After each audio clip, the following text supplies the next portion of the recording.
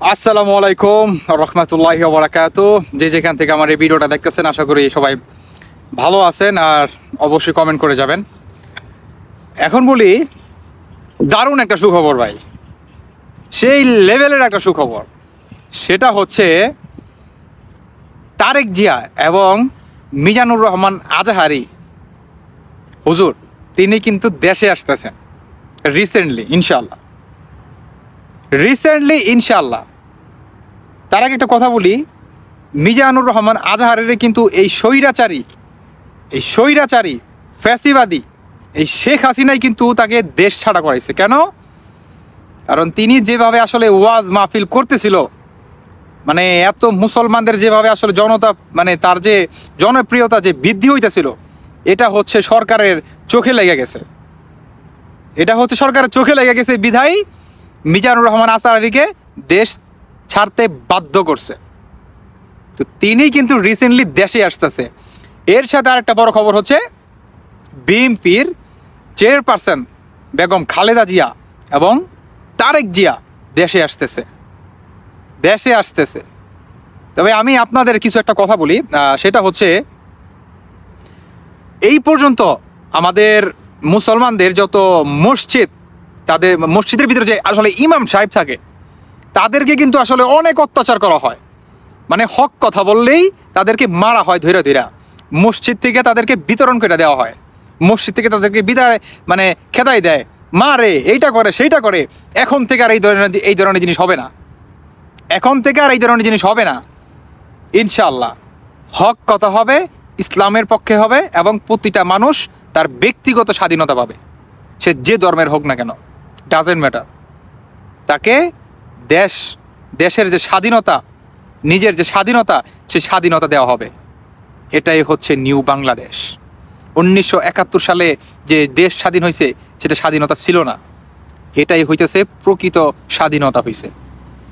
এটাই হচ্ছে দেশটায় পুনরায় প্রকৃতভাবে, একদম পিওরভাবে, কোনো নিখুঁত নাই, কোনো ফরমালিন নাই, পিওরভাবে মনে করেন হইতেছে দেশটা স্বাধীন হয়েছে।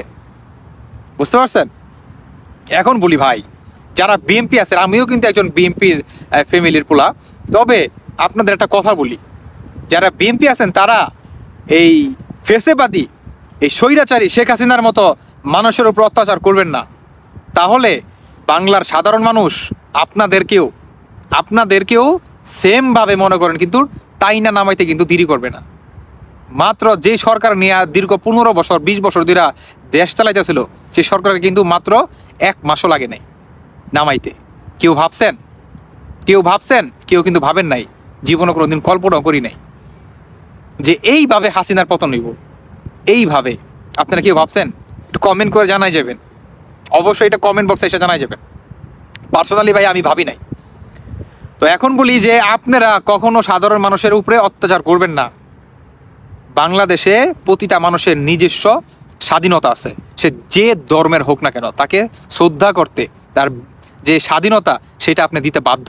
আপনি যেই হন না কেন, ডাজেন্ট ম্যাটার। তার নিজের স্বাধীনতা আছে নিজ দেশে কথা বলার জন্য। তো এইটা আপনারা অবশ্যই দিবেন। আমিও কিন্তু বিএনপি করি, আমরা বংশগত কিন্তু বিএনপি, এটাও বললাম। তারপরেও বলি, মানে সাবধান করার ক্ষেত্রে বললাম আর কি, এই ধরনের কাজগুলো ভুলেও করা যাবে না। হ্যাঁ, এরপরে আরেকটা কথা, সেটা হচ্ছে খুব জরুরি কথা। হিন্দু ভাইদের কিন্তু যে ঠাকুর আছে, যে মূর্তি আছে, সেগুলা কিন্তু ভাঙ্গা হচ্ছে। এবং আমি আপনাদের হিন্দু ভাইয়েরা যদি আমার এই ভিডিওটা দেখে থাকেন, আমি আপনাদের দৃষ্টি আকর্ষণ করতেছি, খুব ভালোভাবে শুনবেন কথাটা। বিএনপির কোনো পোলাপান আপনাদের ঠাকুরের প্রতি বা আপনাদের মন্দিরের কিন্তু হামলা করতেছে না। সেই হামলাটা করতেছে কারা? আওয়ামী লীগের পোলাপান, ছাত্রলীগ, যুবলীগ, কুত্তা লীগ, এই অমানুষ লীগের পোলাপান। বুঝতে পারছেন? এটা আপনারা খুব ভালোভাবে কিন্তু আপনারা একটু কেয়ার করবেন বা একটু ভালোভাবে আসলে বিষয়টা জাস্টিফাই করে দেখবেন।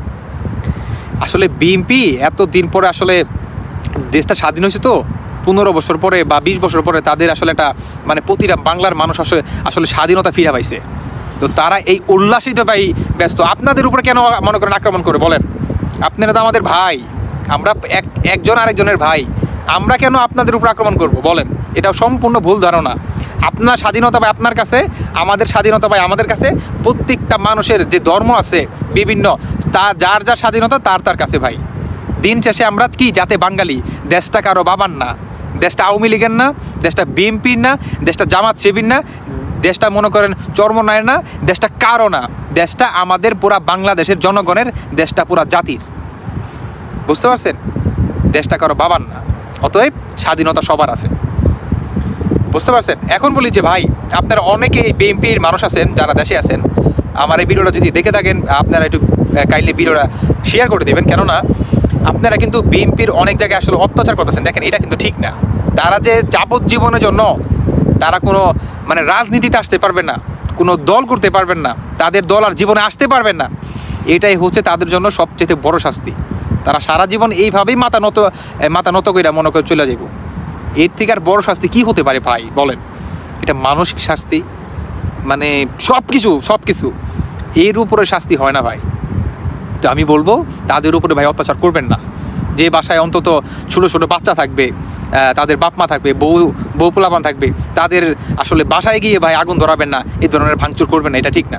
দিন শেষে কিন্তু আপনি মানুষ, আপনি পরিচয় দিবেন না, আপনি এটার পরিচয় দিবেন না যে আপনি আওয়ামী লীগের সেই কুত্তার মতোই। তাহলে কুত্তার ভিতরে আর মানুষের ভিতরে কিন্তু কোনো তফাৎ থাকবে না। তাহলে কিন্তু আপনিও কিন্তু সেই কুত্তা হয়ে যাবেন। এটা কিন্তু মাথায় রাখতে হবে। কি আমরা কি দিন শেষে মানুষ, সবার উপরে মানুষ সত্য, তাহার উপরে কিছু নাই। কুত্তা হওয়া যাবে না। আওয়ামী লীগের প্রতিটা পার্সেন্ট হচ্ছে কুত্তা, তাদের মতো কুত্তা হওয়া যাবে না। আপনি বিএনপি করেন, জামাত শিবির করেন, যেই শিবির করেন, আপনাকে দিন শেষে মাথায় রাখতে হবে আমরা মানুষ, কারোর উপরে ওইভাবে অত্যাচার করা যাবে না। তাহলে আপনিও কিন্তু আপনার ভিতরে আর এই আওয়ামী লীগ, ছাত্রলীগ, যত লীগ আছে, যত কুত্তা লীগ আছে, তাদের ভিতরে কোনো ডিফারেন্স নাই আমার চোখে, আমার ব্যক্তিগতভাবে কোনো ডিফারেন্স নাই। তো গাইস, ভিডিওটা আপনার এই পর্যন্তই ছিল।